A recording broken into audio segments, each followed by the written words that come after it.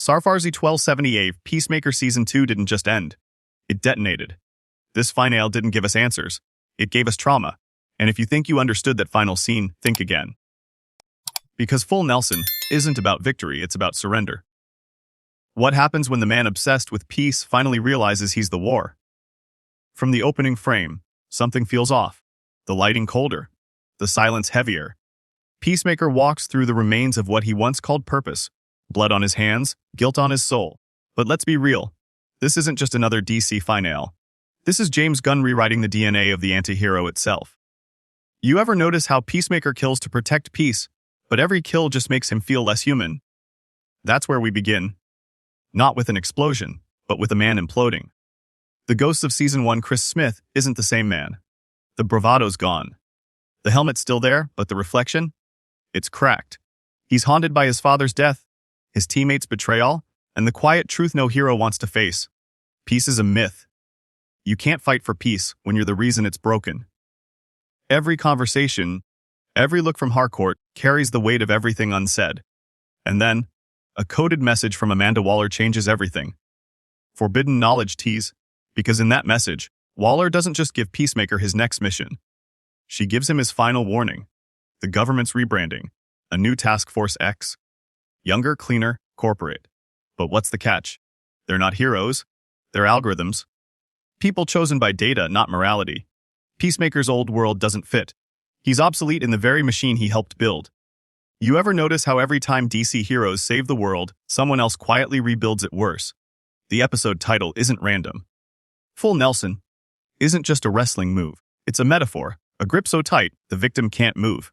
It's control over the body, the mind, the story, and in this episode everyone's in one. Peacemaker by guilt, Harcourt by orders, Waller by ambition. Before we dive into the breakdown, tell me this at this point, do you still see Peacemaker as a hero? Or has he become the villain DC refuses to admit he is? Drop it in the comments. I want to see how divided the fandom really is. Midway through the act, Peacemaker's helmet, his literal reflection, glitches. It records a distorted voice not his own. A whisper, a command. Stay loyal. Who sent it? Waller? Or someone worse? The camera lingers just long enough to make us doubt everything we've seen. This isn't just tech malfunction, it's symbolism. The helmet sees the truth Peacemaker refuses to. Because when he finally plays that recording at the ND, it doesn't just expose Waller. It exposes something much darker about Peacemaker himself. The volcano starting to rumble. You thought Waller was bad. Wait till you see what she's protecting. He's losing sleep.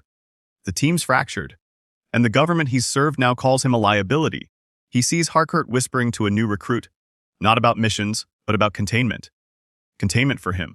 When your own team starts planning for your breakdown, maybe they already know it's coming. This is where James Gunn flexes. Every frame mirrors Season 1, but darker. The jokes land heavier. The violence feels desperate.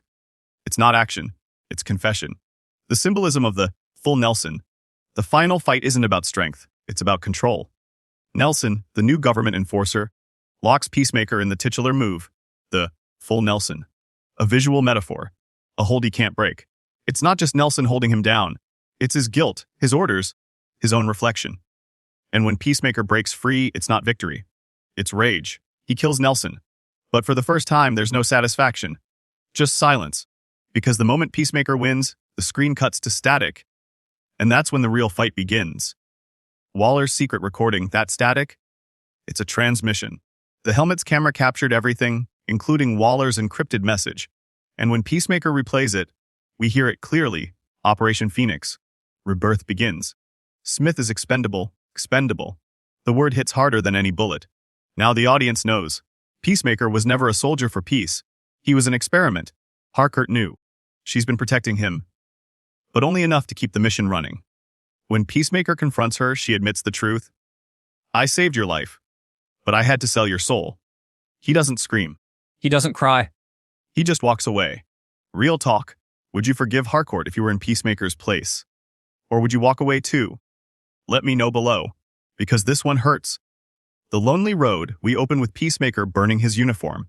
The helmet's on the ground, still recording. He's not running anymore. He's accepting. You ever reach that point where silence says more than any explosion? The message in the final scene, Peacemaker gets one last file. No return address. Inside, footage of Nelson's death, edited. He's painted as the villain. The world sees a monster, not a martyr. That's the price of peace in the DCU. A shadow steps into frame. A new recruit, leather jacket. 2 rings glinting under a dim light. Midnighter. The Authority has entered the chat. This isn't the end of Peacemaker's story. It's the beginning of DCU's next war. So here's the real question. Did Peacemaker finally find peace? Or did he just become the first casualty in Amanda Waller's New World Order? Drop your theories below. I'm reading every one. And if you made it this far, you're officially part of the Breakdown family. Hit that subscribe, because next time, we're decoding the DCU's most forbidden connection, the one that links Peacemaker straight to Superman's future. Peacemaker Season 2 didn't end.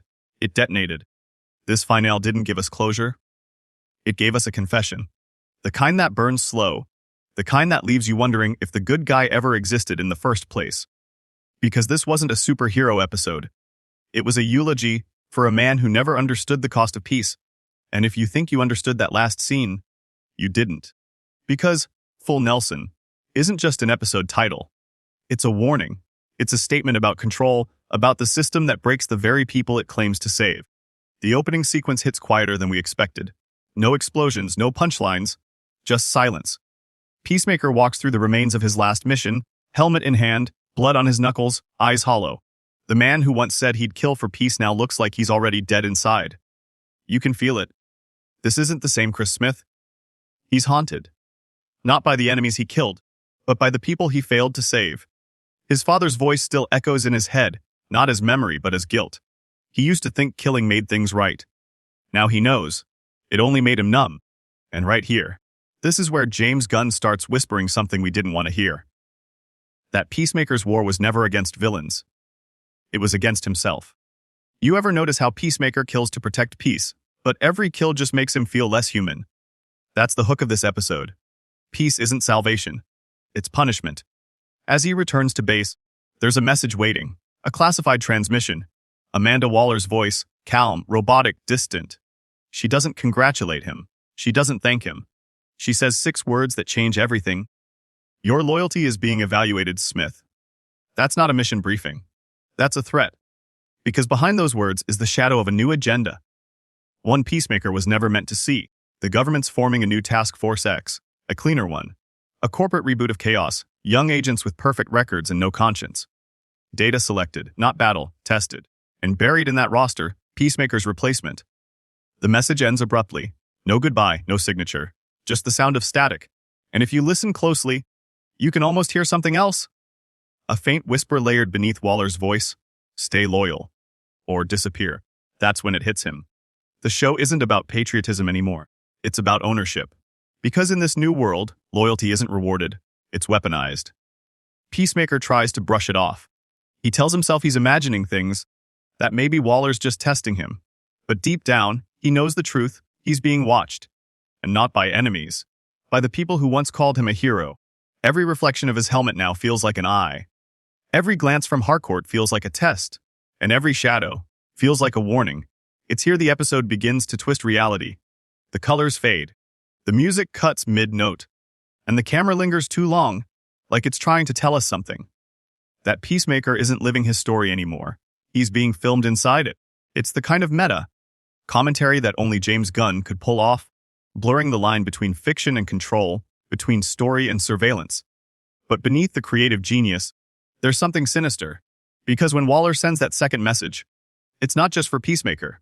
It's for us. She says, some soldiers are born to die quietly. Others make too much noise,